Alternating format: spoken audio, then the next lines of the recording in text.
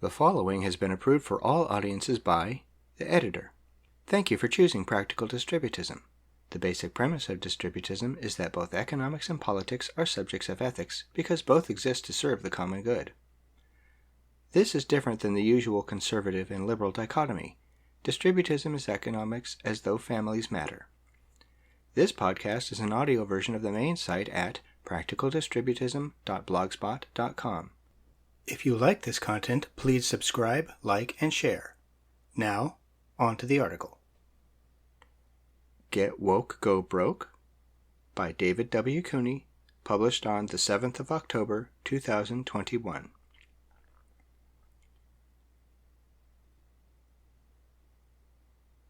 The phrase, get woke, go broke, has been around for about 3 years. It generally refers to the idea that businesses which acquiesce to the demands of self-identified advocates of wokeness will suffer financial losses because those views are not what sells. Those who use the phrase point to Gillette's disastrous "the best a man can be" campaign, or the failure of movie and other entertainment franchises when they change popular established characters to fit the woke view, or many other examples to support their claim that wokeness just doesn't sell. They will tell you that the marketing executives foisting these changes are out of touch with the pulse of the people, and that is why getting woke inevitably means going broke. Is this claim actually true? Getting woke generally refers to the idea that you have become aware of social injustices and are now ready to stand against them. I specified generally because wokeness actually only recognizes certain social and political injustices. It actively ignores or even perpetrates other social and political injustices. In other words, wokeness and the phrase "get woke, go broke" refer to opposing views of social justice. Interestingly, while it may be true that the majority of those who adhere to the "get woke, go broke" view are on the political right, a significant number of the more moderate left are also known to be on that side.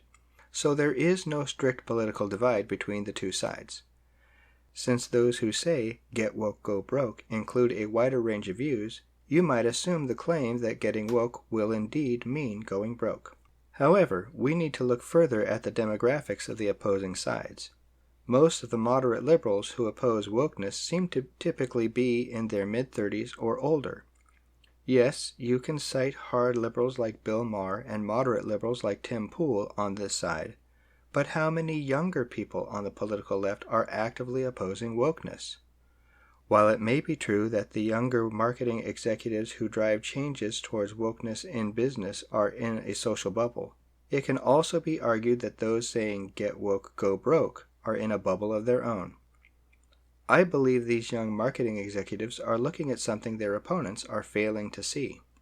Capitalism follows the money, and it tries to predict the best way to obtain the most money in the future.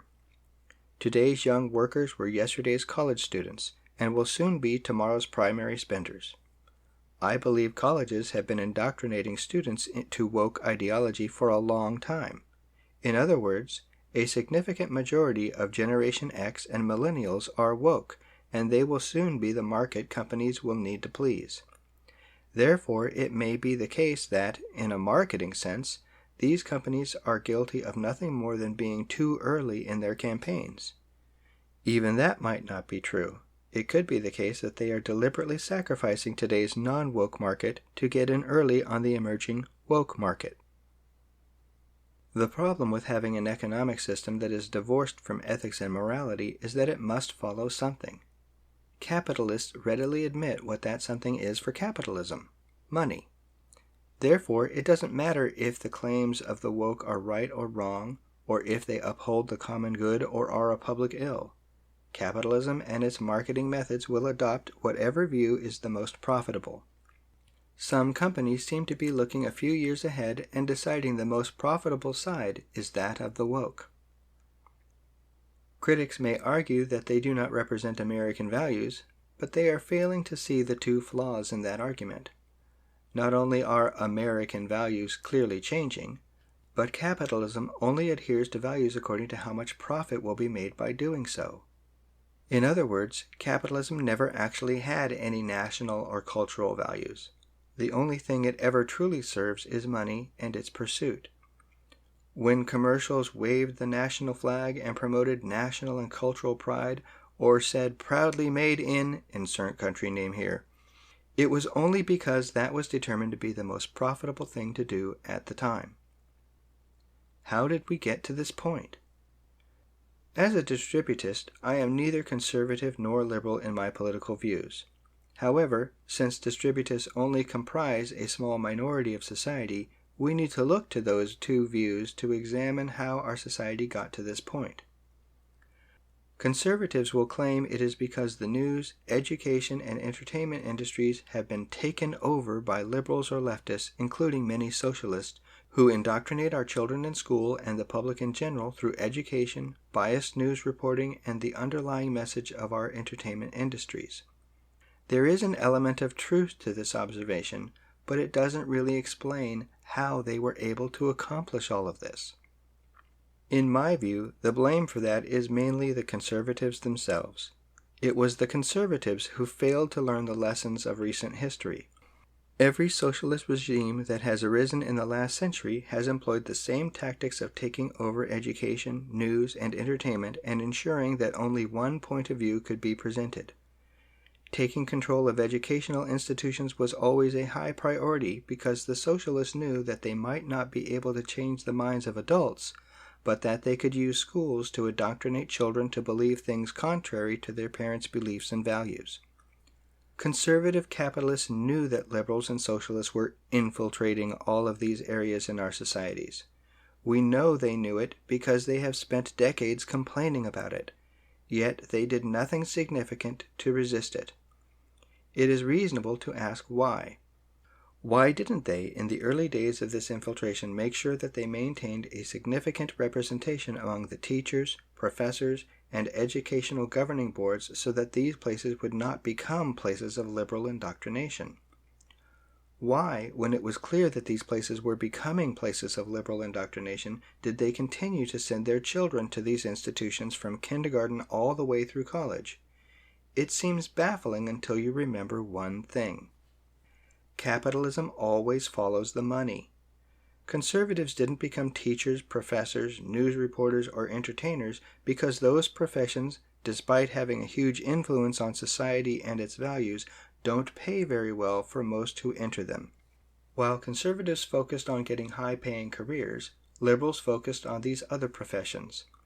While conservatives were focused on moving up corporate ladders, they sent their children through young adulthood to be educated and trained by people who had a completely different set of values and morals. They knew this was the case and did it anyway. Then they complained about the fact that it was happening. This even extends to the political realm. Consider that a lot of what is called moderate conservatism today was considered quite liberal just 2 generations ago. Now they complain about the erosion of moral, legal, and constitutional norms to politicians and judges who have been fully trained by the other side. On a final note, some on the get woke, go broke side are taking solace in the fact that, according to some polling information, the so-called Generation Z appears to be less woke than millennials.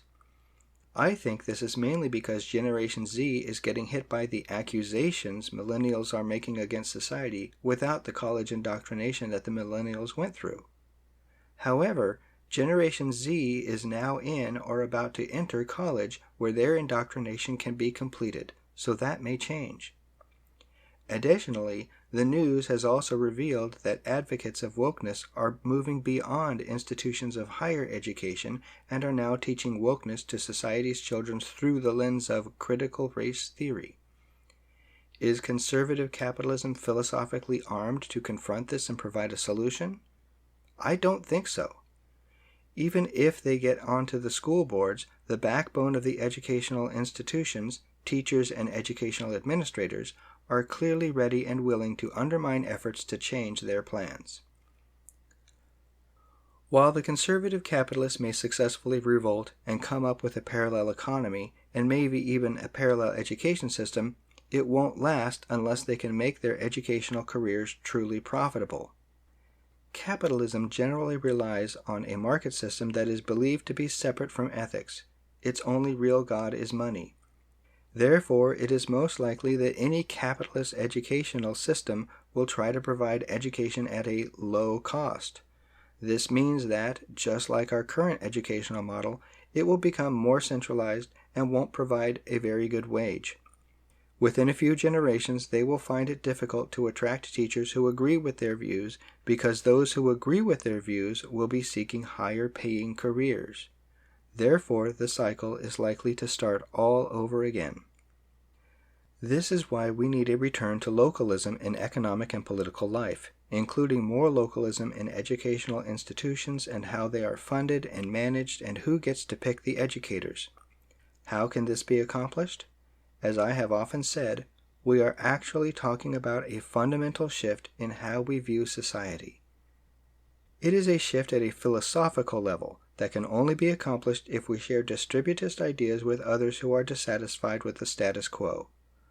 Most of all, we need to engage in lots of prayer. Thank you for listening. Practical Distributism can be found at practicaldistributism.blogspot.com. If you like this content, please subscribe, like, and share. If you are able, please consider becoming a supporter at subscribestar.com/practical-distributism or at anchor.fm/practicaldistributism/support.